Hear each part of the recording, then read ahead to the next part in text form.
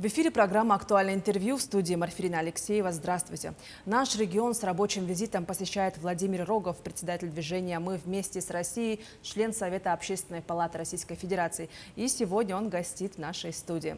Владимир Валерьевич, здравствуйте. Да, здравствуйте. Вы выросли в Запорожье и прожили там практически всю жизнь. С 2014 года, с момента событий на Майдане в Украине, вы прошли большой и непростой путь. Расскажите, пожалуйста, коротко, что повлияло на ваше решение активно бороться за судьбу родного края? Да, спасибо за вопрос. Но на самом деле, будучи коренным запорожцем, я не жил только в одном городе.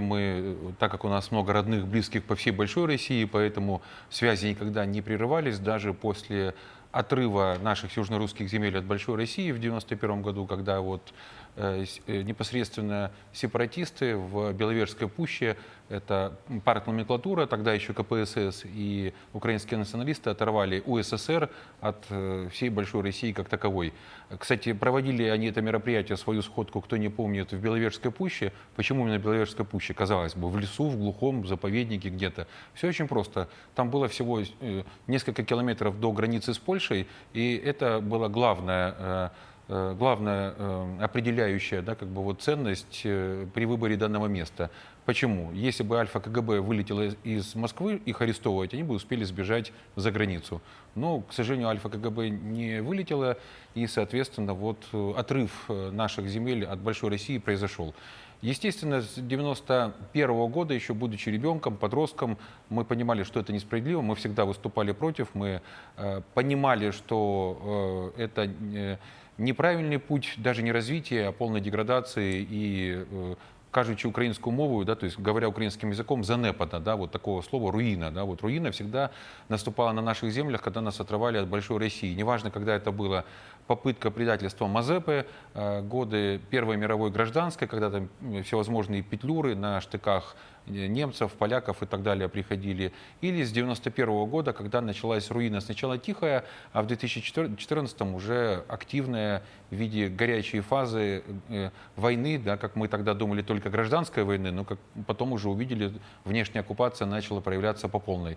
Поэтому этот выбор всегда был предопределен, бороться за воссоединение. И как в фильме «Брат 2», помните, я узнал, что у меня есть огромная семья. Спустя 30 лет масса моих соотечественников, которые там помладше, которые жили эти 30 лет в других реалиях, вдруг поняли, что их оторвали от всей большой России, и что везде живут близкие, понятные по культурному кругу люди, говорящие на одном языке, воспринимающие все примерно аналогично, ходящие в те же храмы и так далее. То есть поэтому это не просто какой-то мой поступок или моя воля. Я просто олицетворение миллионов моих соотечественников, которые боролись и продолжают сейчас бороться за историческую справедливость и возможность жить в едином государстве. Вы ведете очень важную такую огромную деятельность по восстановлению мирной жизни в новых регионах России. Как сегодня там течет жизнь? Ситуация непростая она в силу ряда параметров. Мы прекрасно знаем, что новые виды вооружений передают именно западные кураторы режима Зеленского.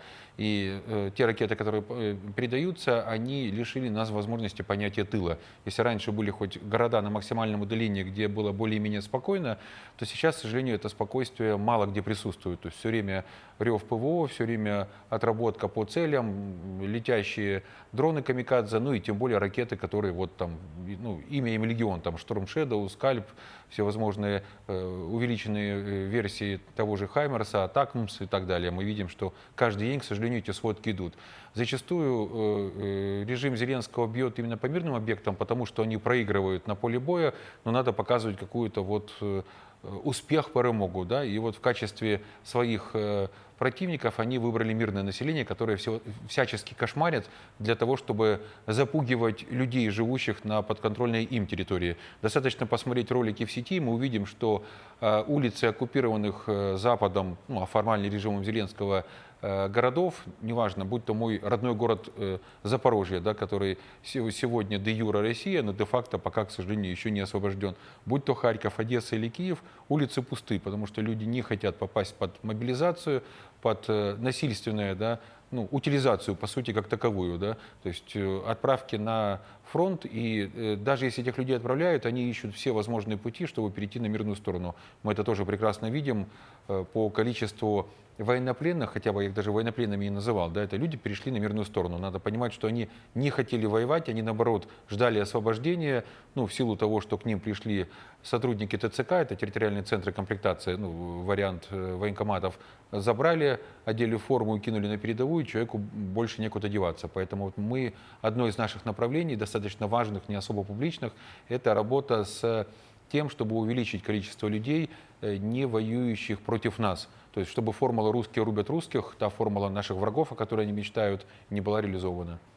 Да. Расскажите, пожалуйста, о патриотических проектах и проектах о поддержке ветеранов, которые вы курируете.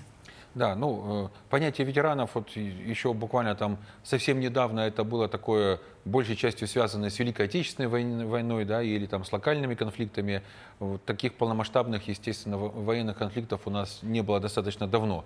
И сейчас ветераны, да, это зачастую молодые мальчишки, да, которых еще вся жизнь впереди, и основные наши задачи, ну, среди наших основных задач это помощь им быстро адаптироваться, да, вот, к мирной жизни. Я, ну, вот, что греха таить, сам, когда достаточно долго нахожусь в зоне СВО, потом все равно приезжаешь и реагируешь на некоторые моменты иначе, да, вот на улицах почему-то машины вечером или люди, да, хотя, казалось бы, комендантский час, потом понимаешь, комендантского часа-то нет, все иначе.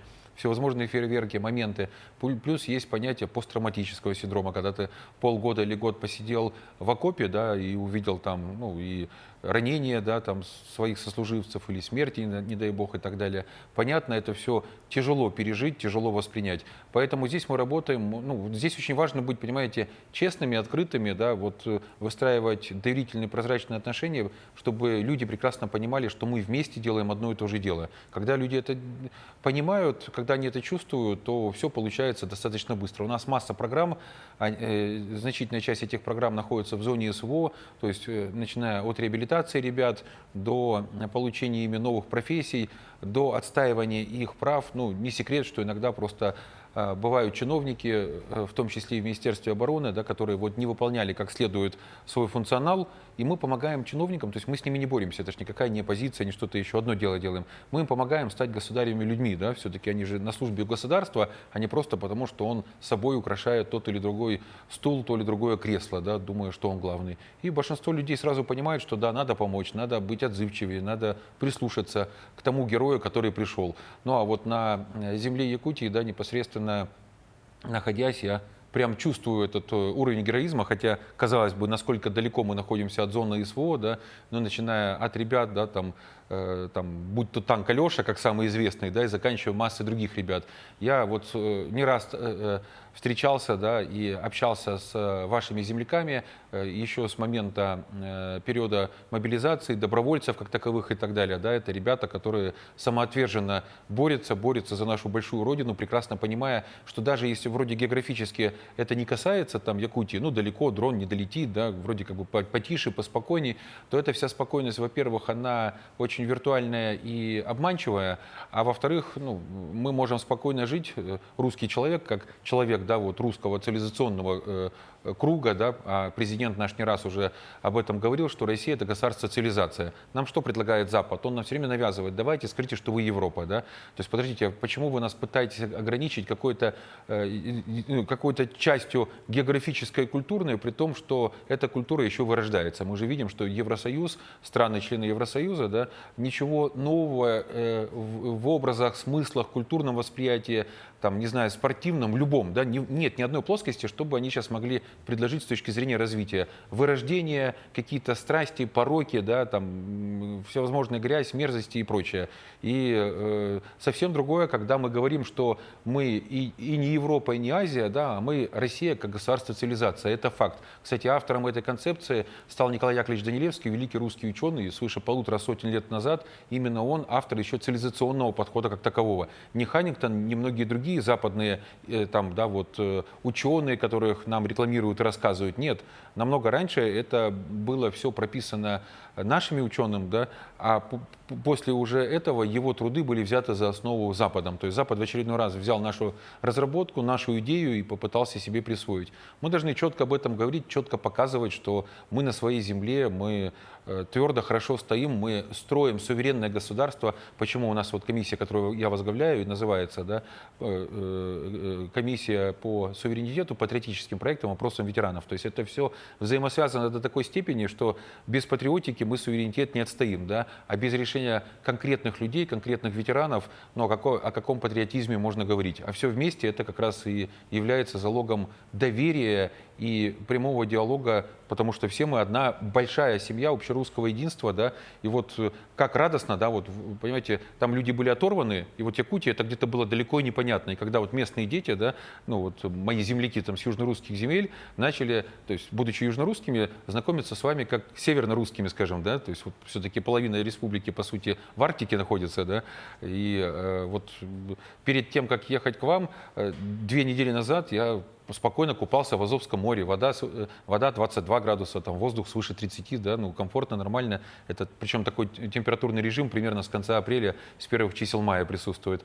Масса фруктов, масса всего. Я думаю, что, дай бог, после победы, да, вот мы сможем выстроить правильную коммуникацию и транспортный вопрос в том числе решить, да, для того, чтобы дети из Якутии могли ехать, да, и вот напитаться этим солнцем, этой энергией, да, вот этими всеми витаминами и вот этой большой культурой и восприятием того, что вот оно все наше общее, целое, ценное, такое родное и понятное. Владимир Валерьевич, я вот, на ваш взгляд, как человек сегодня может проявить свой патриотизм? Да очень просто. Самое главное чувствовать в себе это желание. Когда это желание есть, посмотреть, где ты можешь приложить свои усилия. Ну, понятно, что зона СВО сегодня это номер 1, да, где Россия отстаивает свое право на существование, на свой выбор и на возможность не просто жить на своей земле, да, а жить хорошо, нормально и по справедливости. Поэтому основа патриотизма – это помощь тем, кто в зоне СВО. Ну, есть масса волонтерских организаций, кто-то вяжет сети, кто-то придумывает там какие-то разработки. Вот я знаю, здесь есть несколько сильных проектов в непосредственно республике, да, касающихся там и школы снайперов, и массы других вещей.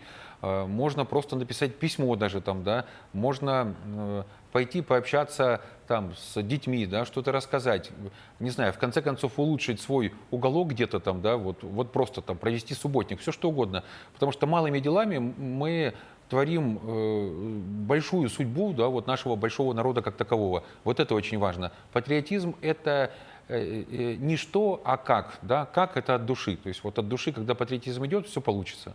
Ну что ж, очень коротко, ваше пожелание обращения к жителям республики. Ну, какое может быть пожелание? Вот сохраняйте вот эту теплоту ваших сердец, да, и открытых душ, потому что вот непосредственно из Якутии в Якутии, при том, что я здесь только первый раз, у меня масса друзей и знакомых, людей, которые вот тонко и точно чувствуют, что такое справедливость и как за нее бороться. Поэтому давайте вместе бороться, чтобы жить в цветущем крае большой единой России. Спасибо вам большое за интересную беседу. Но я напомню, в эфире была программа «Актуальное интервью». Оставайтесь с нами.